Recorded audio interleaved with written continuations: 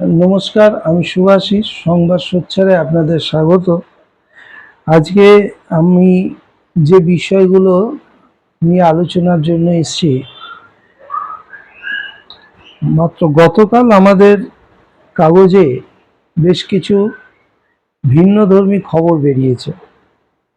এখন নির্বাচনের বাজার, নির্বাচনের সময় চলছে, অষ্টম লোকসভা নির্বাচন।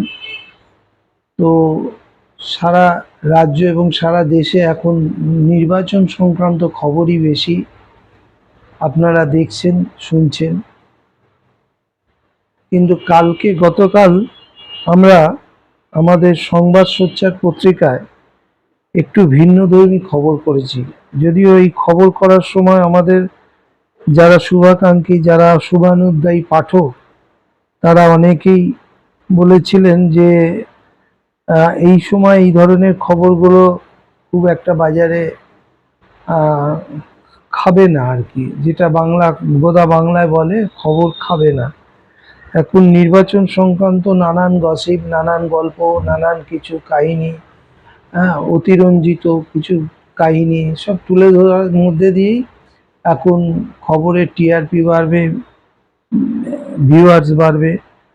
তো আমরা বরাবরই একটু উল্টো স্রোতে চলার লোক, তো সেই কারণে আমরা একটু অন্য ধরনেরই খবর করেছি। এবং সেই খবরের ক্ষেত্রে যে বিষয়গুলো আমরা তুলে এনেছি সেটা হচ্ছে, প্রথম যেটা আমাদের হেডলাইন হয়েছে এবারের খবরে, সেটা হলো যে, একটু আপনাদের দেখিয়ে দিই, সেটা হলো যে এই মুহূর্তে মেদিনীপুর লোকসভা আসনের অন্তর্গত খড়গপুর টাউন, এই খড়গপুর টাউনে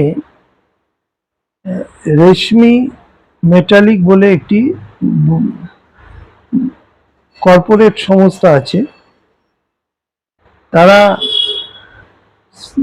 আয়রন ফ্যাক্টরি, আয়রন স্টিল তারা তৈরি করেন এবং তার সাথে তাদের সিমেন্ট এবং অন্যান্য প্রোডাক্টও আছে। তো এই কোম্পানির বিশাল, মানে তাদের ব্যাপকতা বিশাল, এতটাই তাদের ব্যাপকতা যে গোটা খড়গপুর টাউনের রাজনীতির জগৎকে তারা হাতের মুঠোয় রাখে। এবং মূল বক্তব্য যেটা হচ্ছে, এই সংস্থাটি দিনের পর দিন খড়গপুর এলাকায় ব্যাপক পলিউশন সৃষ্টি করে চলেছে এবং সেই পলিউশনের কারণে এলাকায় কিন্তু মানুষ ভীষণভাবে ক্ষতিগ্রস্ত হচ্ছেন এবং ক্ষুব্ধ হচ্ছেন। কিন্তু তা সত্ত্বেও মানুষ প্রকাশ্যে কিছু বলতে পারছেন না। তার কারণ হচ্ছে এর এতটাই ক্ষমতা যে এর বিরুদ্ধে কেউ প্রকাশ্যে মুখ খুলতে সাহস পান না। আমরা সংবাদ সোচ্চারের পক্ষ থেকে যখন নির্বাচনের খবর করতে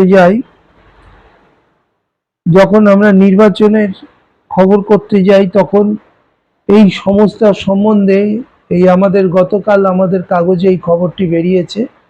আমি একটু দেখাবার চেষ্টা করছি।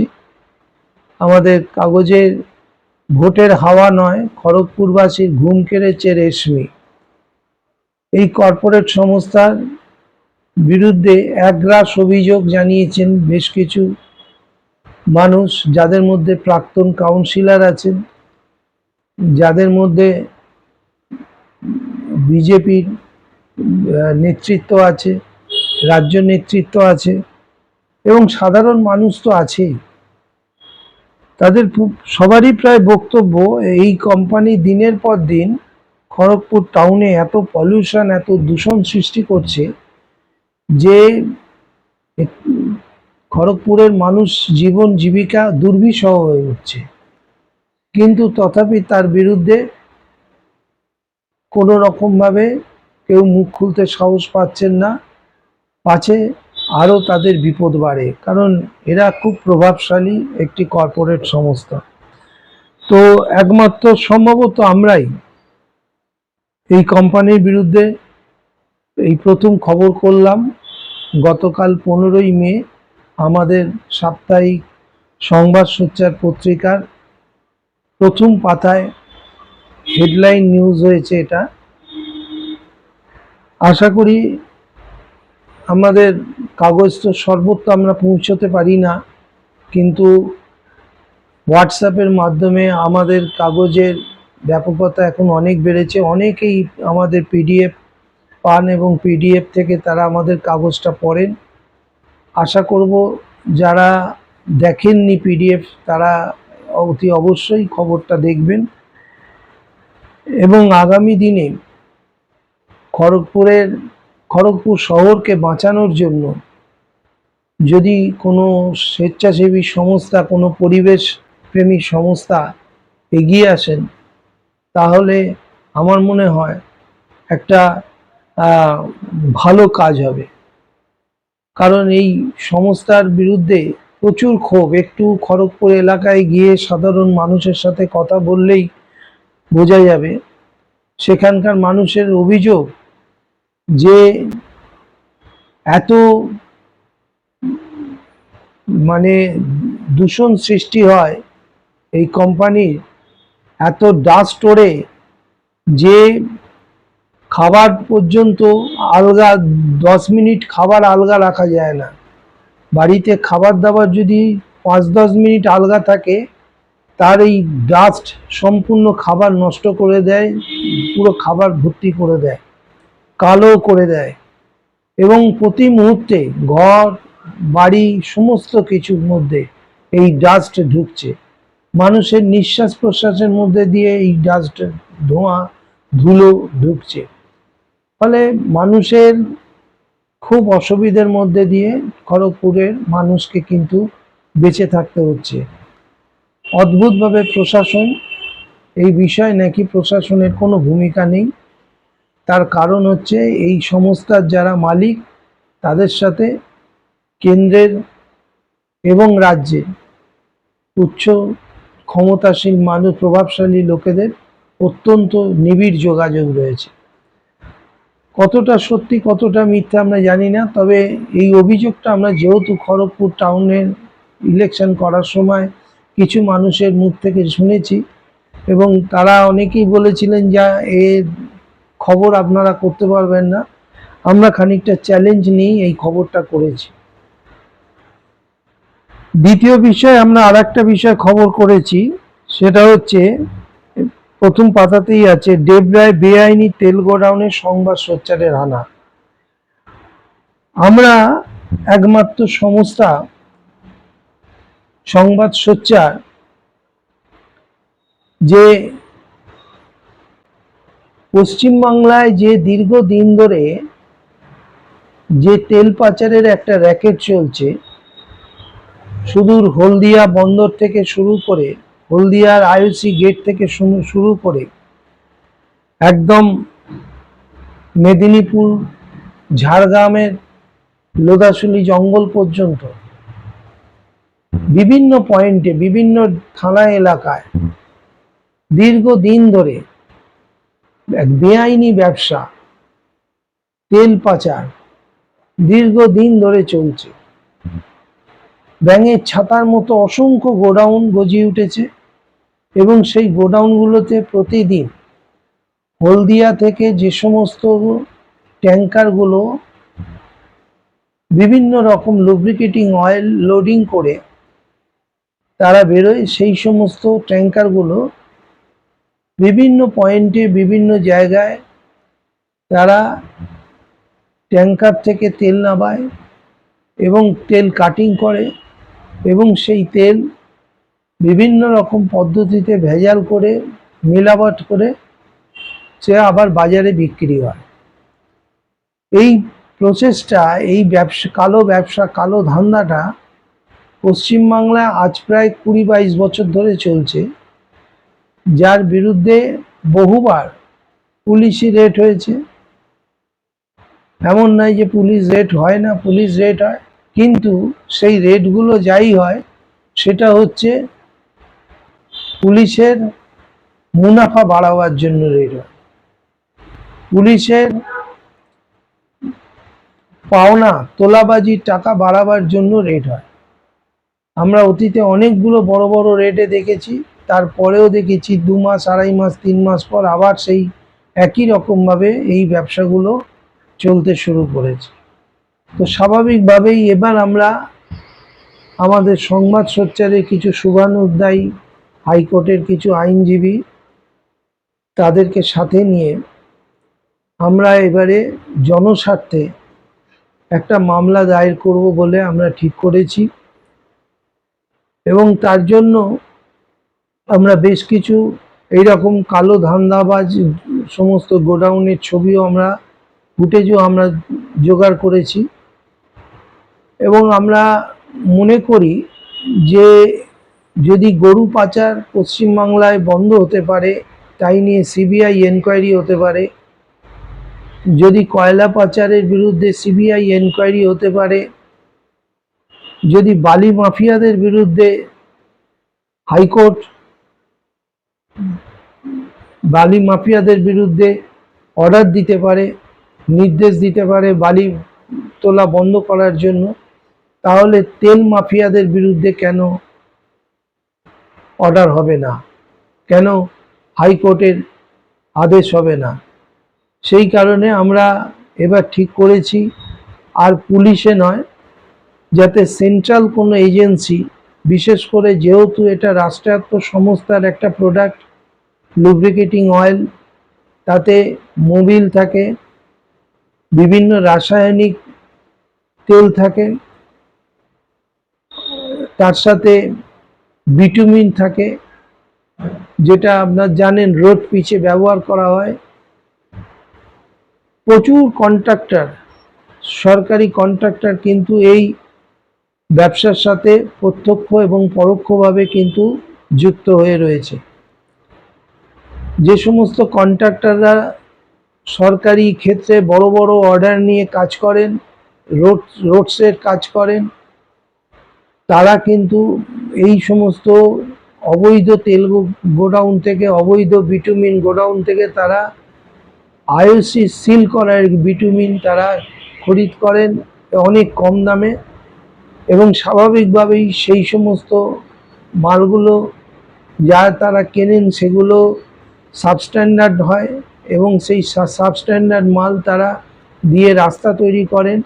ফলে একটা দুটো বর্ষাতেই রাস্তা কি দশা হয় আপনারা বিভিন্ন সময় দেখেছেন। তো আমরা এই কারণেই এই বিশাল যে র্যাকেটটা চলে বিভিন্ন পয়েন্টে, শুধুমাত্র পুলিশকে পয়সা দিয়ে এবং লোকাল স্থানীয় কিছু মাতব্বরদের পয়সা দিয়ে, তাদের বিরুদ্ধে আমরা কোর্টে যাওয়ার কথা ভাবছি। এবং আমাদের আগামী দিনে দাবি থাকবে, যদি আমরা আইনতভাবে সেগুলো কতটা সম্ভব সেগুলো আমাদের আইনজীবী বন্ধু যারা আছেন তারা দেখছেন। আমরা এনআইএ অ্যাক্টে এই সমস্ত পাচারকারী, এই সমস্ত কালো ধান্দাবাজদের বিরুদ্ধে অ্যাকশন নিতে পারি কিনা সেটা আমরা চিন্তা ভাবনা করছি। পাশাপাশি আর একটা জিনিস বলি, ইতিমধ্যেই কিছু গোডাউন মালিক যাদের খবর আমরা করেছি, কাগজে করেছি, আমাদের পোর্টালে করেছি, আমাদের চ্যানেলে করেছি, ইউটিউব চ্যানেলে খবর করেছি, তাদের অনেকেই নানানভাবে আমাদেরকে যোগাযোগ করার চেষ্টা করছেন আমাদের সাথে, এবং সেক্ষেত্রে তারা আমাদের কিছু পরিচিত সাংবাদিক বন্ধুদের তারা যেভাবেই হোক তারা তাদেরকে ব্যবহার করছেন, তাদের সাথে যোগাযোগ করে আমাদের কাছে বিভিন্ন অফার পাঠাচ্ছেন। আমরা শুধু একটা কথা তাদের উদ্দেশ্যে বলেই দিই, সেটা হচ্ছে কোনো রকম কোনো মানুষকে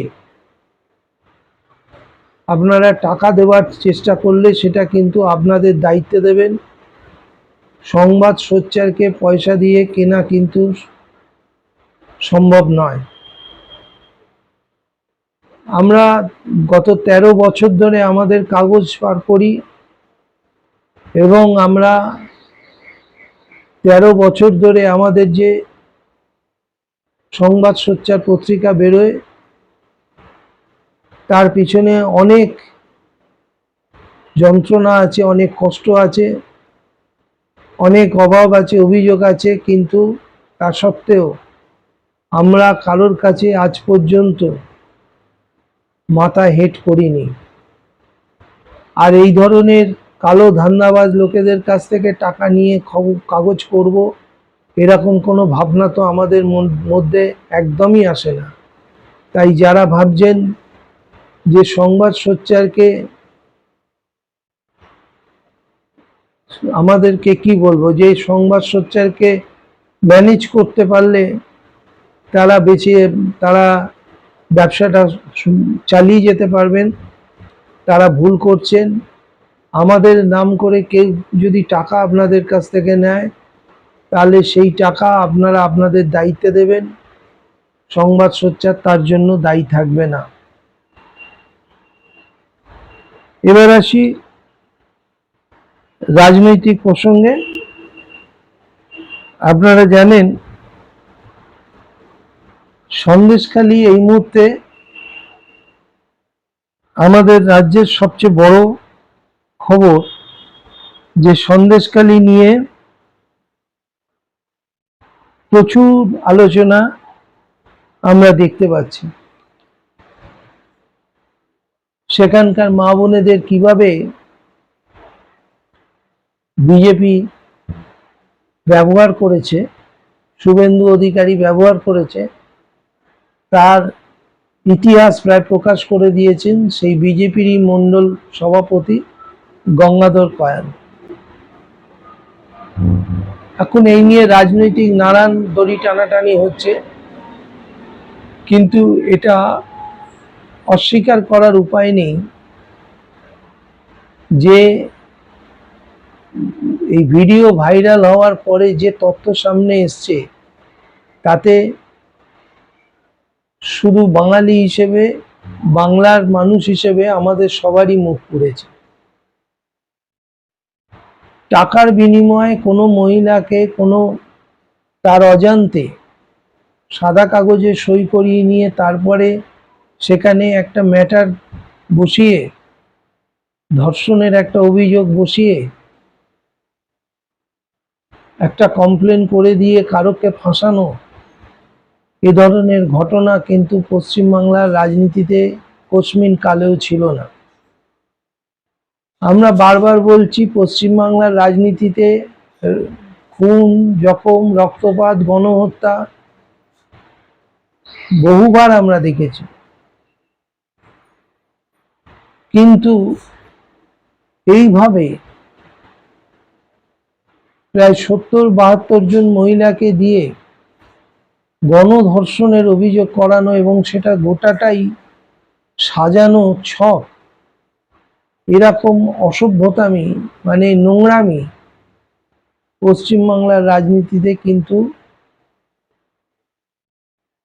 কেউ কখনো দেখেনি।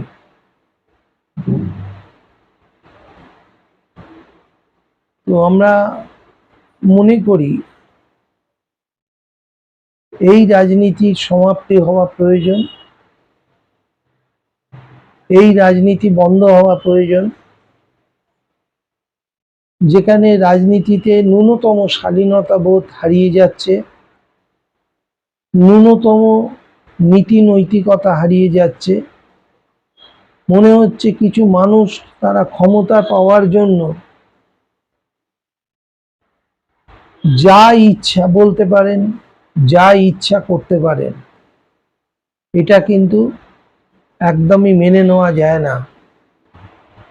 তাই আমাদের সংবাদ সোচ্চারের তরফ থেকে আমরা এই ধরনের, যেহেতু আমাদের এটা একটি মানবাধিকার সংগঠন স্বার্থে আমরা এই কাগজটা করি,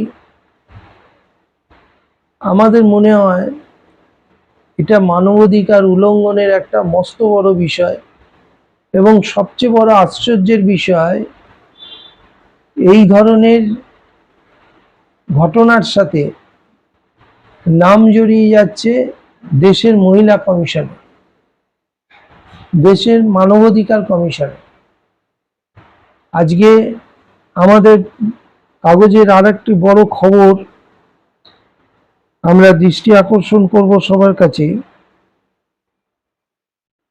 মোদির বিশ্বগুরু প্রচারের মাঝে আন্তর্জাতিক অস্বস্তি, এই খবরটা একটু দেখবেন।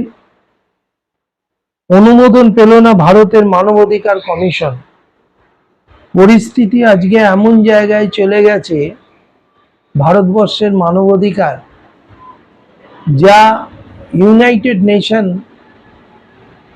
ভারতকে তার মানবাধিকার কমিশনের যে সদস্য মনে করত, সেটা আর তারা মনে করছে না। তার মানে আমাদের দেশটা ক্রমেই ইসরায়েল কিংবা আফগানিস্তানের মতো হয়ে যাচ্ছে। আমাদের দেশটা পৃথিবীর বৃহত্তর মানবাধিকার যে সংগঠন ইউনাইটেড নেশন, ইউএনও, তার সাথে তারা আমাদের দেশটাকে তাদের সাথে রাখতে চাইছে না। ফলত ভারতবর্ষের বুকে আগামী দিনে মানুষের মানবাধিকার আরো চূড়ান্তভাবে লঙ্ঘিত হবে, চূড়ান্তভাবে মানুষকে তার মৌলিক অধিকার থেকে বঞ্চিত করা হবে। কিন্তু আন্তর্জাতিক মানবাধিকার কমিশন সব দেখেও আর সেই বিষয়ে মাথা ঘামাবে না। ফলে আমাদের দেশের মানুষের কিন্তু আগামী দিনে প্রচুর কষ্ট তাদের ভোগ করতে হবে। এইসব কথাগুলো বলার জন্যই আজকে আসা, যেভাবে বিরোধী দল রাজ্যের শাসক দলের বিরুদ্ধে যেভাবে আক্রমণ শানাচ্ছে, আমার মনে হয় কোথাও কোথাও জিভে লাগাম দেওয়ার প্রয়োজন আছে। যিনি বলছেন তিনি একবারও ভেবে বলছেন না যে কোনো মহিলার সম্বন্ধে চোরেদের রানী, ডাকাতদের রানী এইসব বলার সঙ্গে সঙ্গে তার সম্পর্কে কিন্তু মহিলাদের ন্যূনতম শ্রদ্ধা ভক্তি আর থাকছে না। আমি মনে করি যে শুভেন্দু অধিকারী আজকের দিনে দাঁড়িয়ে বিজেপির সবচেয়ে বড় শত্রু। আমরা দিলীপ ঘোষের মুখে নানান রকম কথা শুনেছি। কখনো তিনি আইসির প্যান্ট খুলে নেব বলেছেন, কখনো তিনি বলেছেন বাঁশ নিয়ে রেডি থাকবেন। এরকম নানান উস্কানিমূলক কথা তিনি বলেন, কিন্তু ইদানিংকালে তাকে এমন কোনো কথা বলতে শুনিনি যা মহিলাদের পরোক্ষে আঘাত করে। কিন্তু শুভেন্দু অধিকারী তিনি তার ব্যক্তিগত আক্রোশ মেটাতে গিয়ে তিনি মাননীয় মুখ্যমন্ত্রী সম্পর্কে এমন কথা বলছেন, এমন সব বাক্য উচ্চারণ করছেন, ভাষা উচ্চারণ করছেন, যে শালীনতার সমস্ত সীমা লঙ্ঘন করে এক প্রকার পশ্চিমবাংলার মায়েদের, মহিলাদের অসম্মান করা হচ্ছে। আমি জানি না আগামী লোকসভা নির্বাচনে এ রাজ্যে বিজেপি কটা আসন পাবে, কিন্তু আমার দৃঢ় ধারণা 2019-এ বিজেপি যে সাফল্য পেয়েছিল শুভেন্দু অধিকারীকে ছাড়াই, সেই সাফল্য কিন্তু এবার বিজেপি কিছুতেই পাবে না। সেই সাফল্য না পাওয়ার প্রধান কারণই হবে শুভেন্দু অধিকারী এই ধরনের বক্তব্য, এই ধরনের ভাষণ। আগামী দিনে বিজেপিকে যদি পশ্চিমবাংলার রাজনীতিতে ঘুরে দাঁড়াতে হয়, তাহলে সুকান্ত মজুমদারের মতো মানুষদের প্রয়োজন আছে, যাদের বক্তব্যে একটা লাগাম থাকে, যারা সমালোচনা করেন কিন্তু বক্তব্যের মধ্যে ন্যূনতম একটা শালীনতা থাকে। কিন্তু শুভেন্দু অধিকারী তিনি তৃণমূল থেকে বিজেপিতে গিয়ে এত বড় মাপের বিজেপি নেতা হয়ে গেছেন, এত নিজেকে বেশি করে বিজেপির মানে অনুরাগী ভাব মানে তৈরি করতে চাইছেন যে তার বক্তব্যের অর্ধেকটাই চলে যাচ্ছে মহিলা মুখ্যমন্ত্রীর বিরুদ্ধে কুৎসা করতে, এবং সেই কুৎসা পরোক্ষে পশ্চিমবাংলার মা বোনেদের অসম্মান করছে, আঘাত দিচ্ছে। 4 দফার নির্বাচন অলরেডি হয়ে গেছে। আমরা লক্ষ্য করছি এবারের নির্বাচনে মানুষের ভোটদানের সংখ্যা কিন্তু কমছে। 75% গড়ে ভোট পড়েছে এবং সারা দেশে গড়ে প্রায় 62 থেকে 65% ভোট পড়েছে। এটা কিন্তু চিন্তার বিষয়। ভারতবর্ষের গণতন্ত্রের প্রতি ভারতবর্ষের মানুষের আস্থা কমছে। যদি এটা সত্যি হয় তাহলে কিন্তু বলতে হবে যে আমাদের দেশে লোকতন্ত্রের গণতন্ত্রের কিন্তু অশুভ দিন ঘনিয়ে আসছে।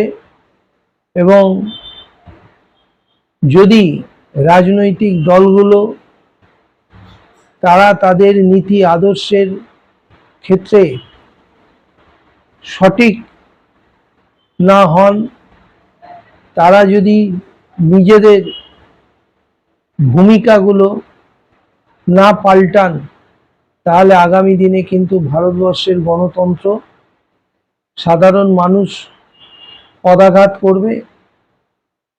মানুষ আর বুথে যাবে না ভোট দিতে, এবং হয়তো দেশটা ক্রমেই মধ্যপ্রাচ্যের কোনো দেশের মতো পরিণত হবে, যেখানে গুলি, বোমা, বন্দুক মানুষের নিত্যদিনের সঙ্গী হয়ে উঠবে। সেরকমটা যাতে না হয় সেই দিকে রাজনৈতিক নেতারা নজর রাখুন। সুষ্ঠু রাজনৈতিক পরিবেশ তৈরি করার চেষ্টা করুন। এইটুকু আরতি, এইটুকু আবেদন আজকে রেখে আমার বক্তব্য শেষ করছি। সবাই ভালো থাকবেন।